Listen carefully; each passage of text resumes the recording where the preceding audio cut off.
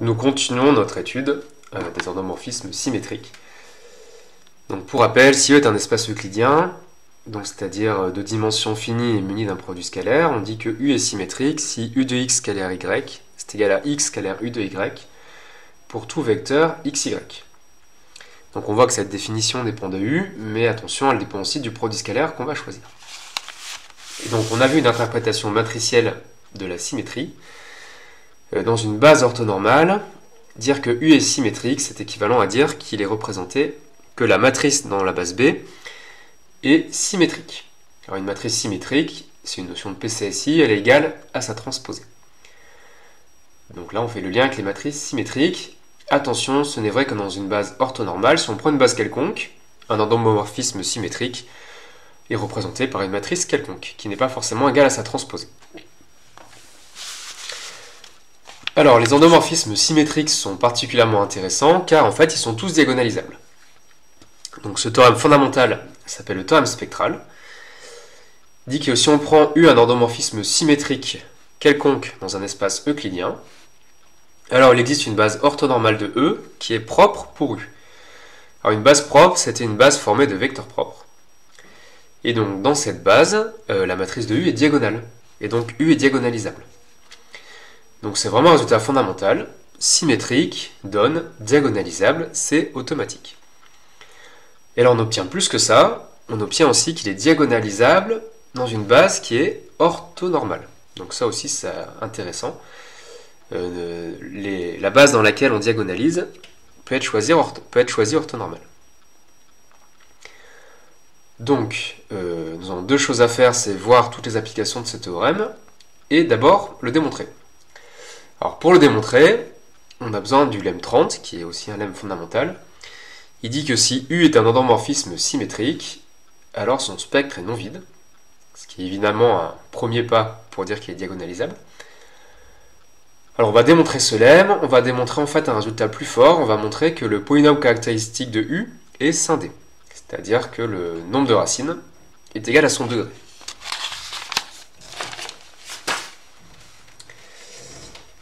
Alors donc, on démontre le lemme 30.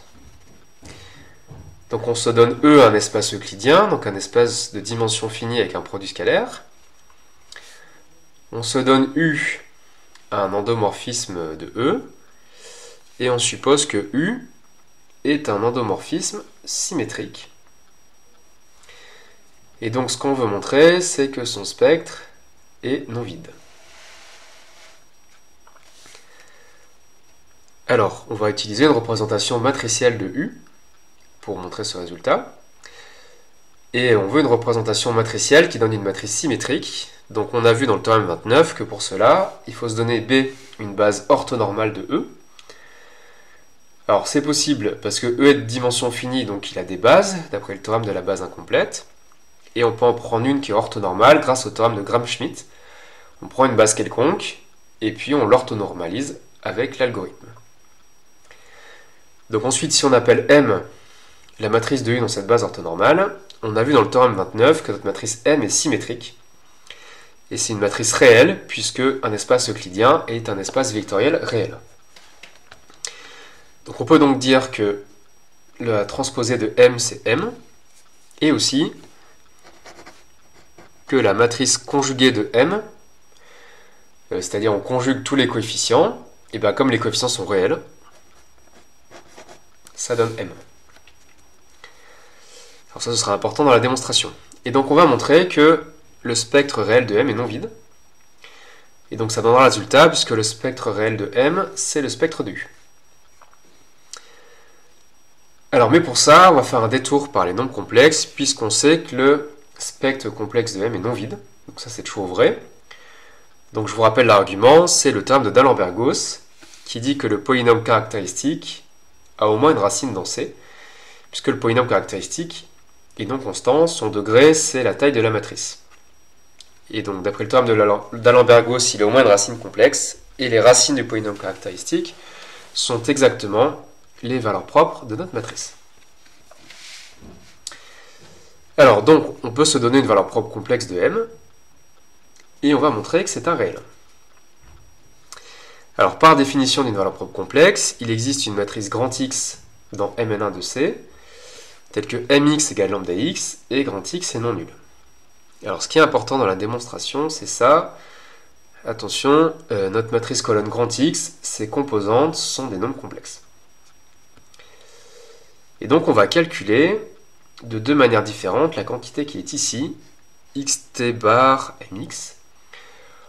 Alors vous expliquer pourquoi ce n'est pas du tout au programme. Pour cela, il faudrait parler de produits scalaires sur des espaces vectoriels complexes, ce qu'on appelle des formes sesquilinéaires, mais c'est pas du tout au programme en PC, donc on n'en parle pas. On va juste calculer cette quantité. Il faudra se rappeler qu'elle est parfois intéressante. Alors, premier calcul, donc x bar transposé mx, donc mx c'est lambda x, donc ça fait x bar transposé lambda x. Comme lambda est un scalaire, on peut le mettre devant, ça fait lambda x bar transposé x. Alors, x bar transposé x, ça fait la somme des xi bar xi, et xi bar xi, c'est le module au carré.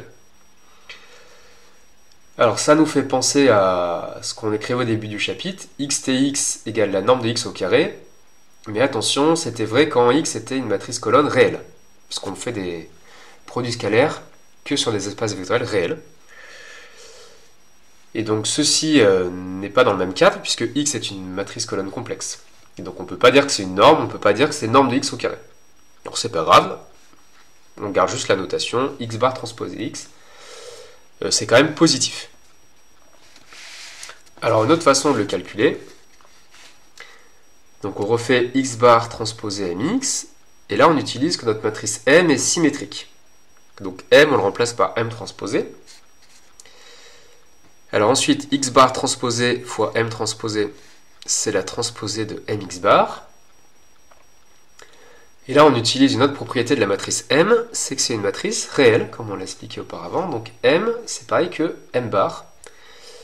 Et donc m fois x bar, c'est le conjugué de mx.